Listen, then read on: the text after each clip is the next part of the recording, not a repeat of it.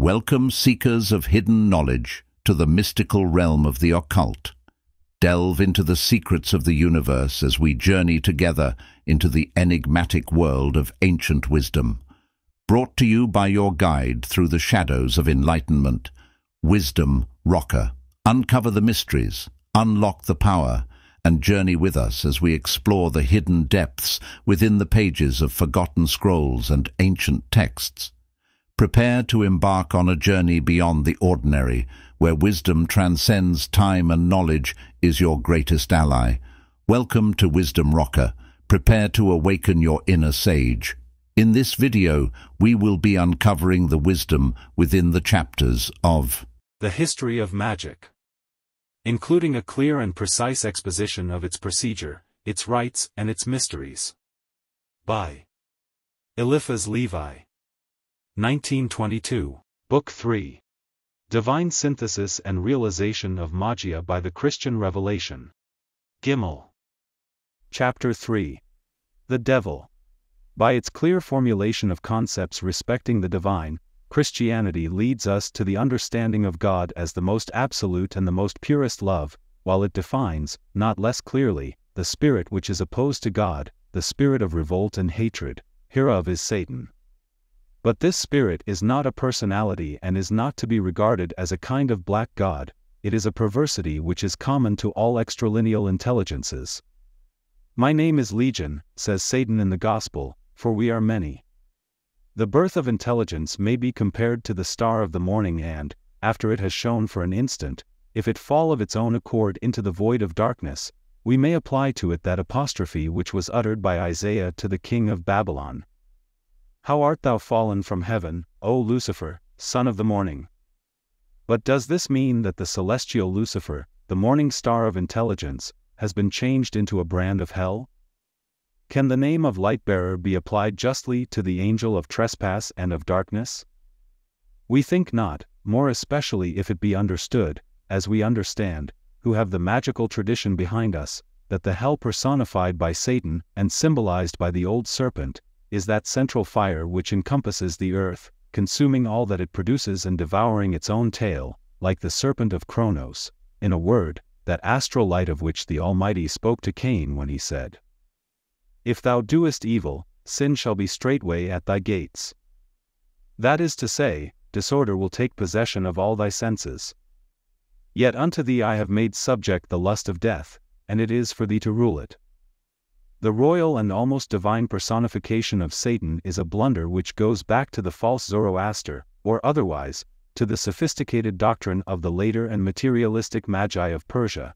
It was they who represented the two poles of the intellectual world as deities, making a divinity out of passive force in contradistinction to that force which is active. We have indicated that the same grave error was made by Indian mythology. Ahriman or Shiva is the father of the demon, as the latter is understood by superstitious makers of legend, and hence it was said by our Savior, the devil is a liar like his father. On this question the Church rests satisfied with the Gospel texts and has published no dogmatic decisions, having the definition of the devil as their object. Good Christians avoid even naming him, while religious moralists recommend the faithful to take no concern regarding him, seeking to resist his arts by thinking only of God.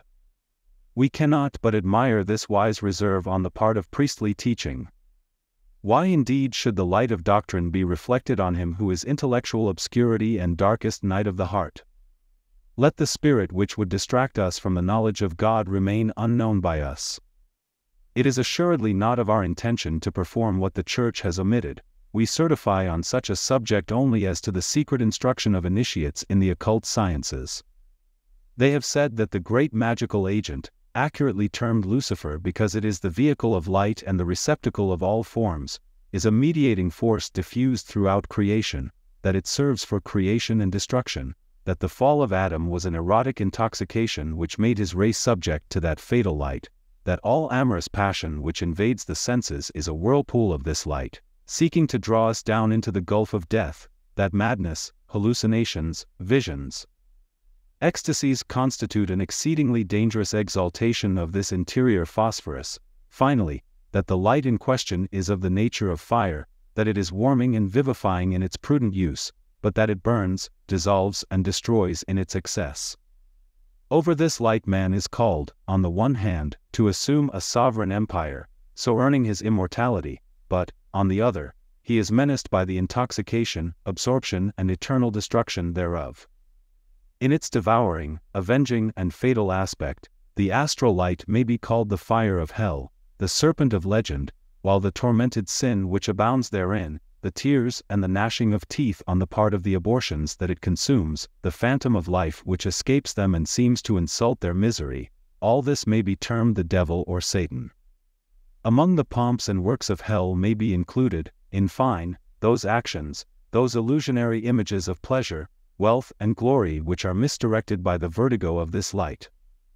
Father Hilarion Tizot regards certain nervous diseases which are accompanied by hallucinations and delirium as diabolical possessions and, understood in the sense of the Kabbalists, he is right assuredly.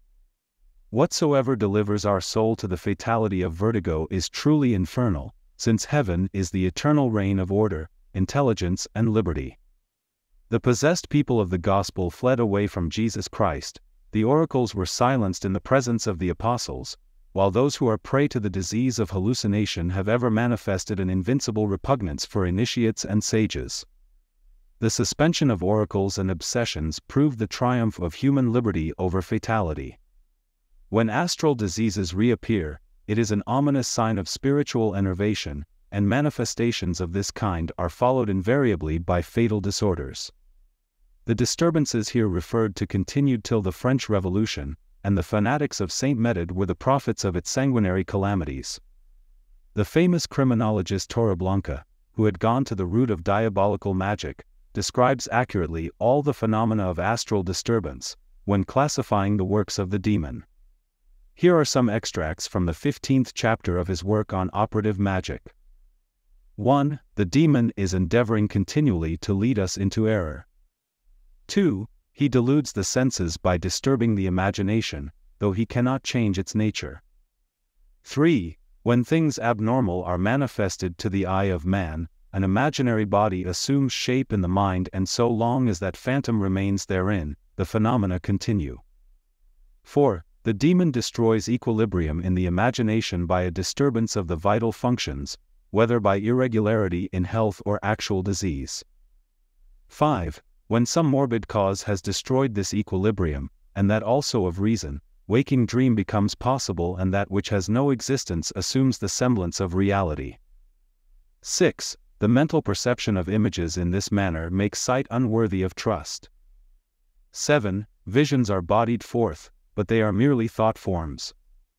8. The ancients distinguished two orders of disease, one of them being the perception of imaginary forms, which was termed frenzy, and the other carabantism, or the hearing of voices and other sounds which have no existence.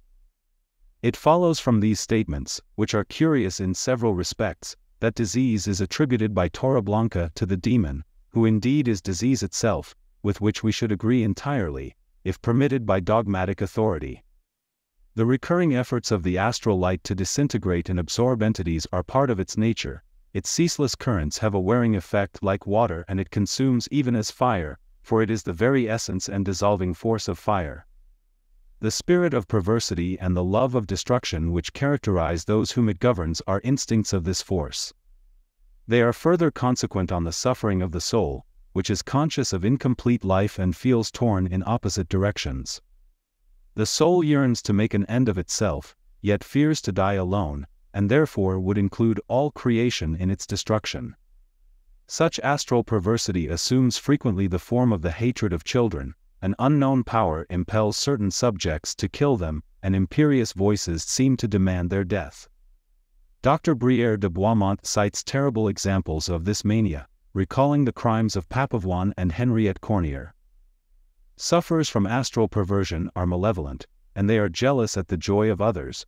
They are especially inimical to hope, and even when offering consolation they choose the most desperate and heartrending figures of speech.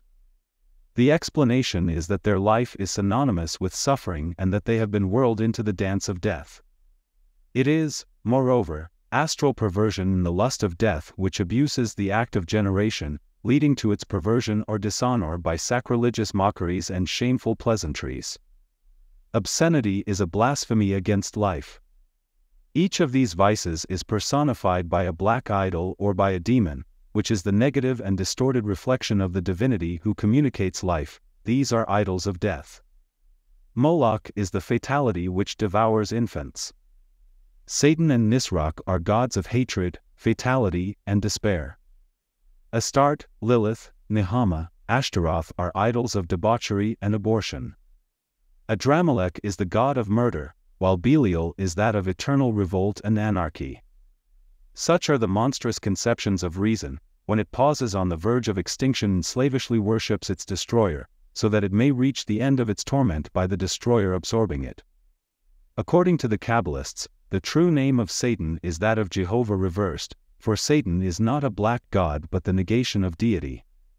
He is the personification of atheism and idolatry.